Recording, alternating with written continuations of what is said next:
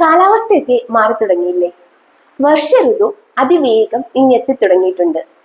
അതുകൊണ്ട് തന്നെ നമ്മുടെ ഇമ്മ്യൂണിറ്റി പവർ, അതായത് രോഗപ്രതിരോധ ശേഷി കുറയുകയും മറ്റു പല രോഗാവസ്ഥകൾ നമ്മളെ ബാധിക്കുകയും ചെയ്യുന്നു. തീർച്ചയായും വാദം വർദ്ധിക്കുന്ന സമയമാണ് ഈ മഴക്കാലം. ജന്മന വാദപ്രകൃതിയുള്ളവർക്കും വാദസംബന്ധമായ രോഗങ്ങളാൽ ബുദ്ധിമുട്ടുന്നവർക്കും, അതായത് സന്ധികളിൽ നീർവീക്കം, വേദന, കഴപ്പ്, തരിപ്പ് ഇതുപോലെയുള്ള പ്രശ്നങ്ങളാൽ ബുദ്ധിമുട്ടുന്നവർക്കും മഴക്കാലം ഒട്ടും അനുയോജ്യമല്ല.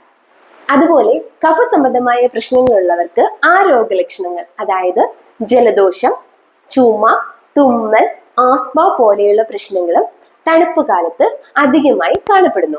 ചൂട് കൂടിയ കാലാവസ്ഥയിൽ നിന്നും പെട്ടെന്ന് ശരീരം തണുക്കുന്നത് കൊണ്ട് തന്നെ അമ്ലത്വം ശരീരത്തിൽ കൂടുകയും പിത്തദോഷം വർദ്ധിക്കുകയും ചെയ്യുന്നു. അതുകൊണ്ട് തന്നെ രക്തദുഷ്ടി, രക്തവാതം പോലെയുള്ള പ്രശ്നങ്ങളും ഈ സമയത്ത് അധികമായിരിക്കും. ആയുർവേദ ട്രീറ്റ്മെന്റുകൾ ഏത് സമയത്തും ഏത് കാലത്തും അനുയോജ്യമാണെങ്കിലും ഈ മഴക്കാലത്ത് ശരീരശുദ്ധി വരുത്തേണ്ടത് അത്യാവശ്യമാണ്. ഇന്റേണൽ ആൻഡ് എക്സ്റ്റേണൽ പ്യൂരിഫിക്കേഷൻ ആണ് വേണ്ടത്. പഞ്ചകർമാസ്, അഭ്യംഗം, ധാര, പല വിധത്തിലുള്ള കിഴികൾ, ശിരോധാര, നസ്യം എന്നിങ്ങനെയുള്ള ആയുർവേദ ചികിത്സകൾ നിങ്ങളുടെ രോഗാവസ്ഥയും ദേഹപ്രകൃതിയും മനസ്സിലാക്കി വിദഗ്ധനായ ഒരു ആയുർവേദ ഡോക്ടറുടെ നേതൃത്വത്തിൽ ആയുർവേദ ഹോസ്പിറ്റലിൽ ചെയ്യാൻ ഈ കാലത്ത് ശ്രദ്ധിക്കേണ്ടതാണ്. നമസ്കാരം.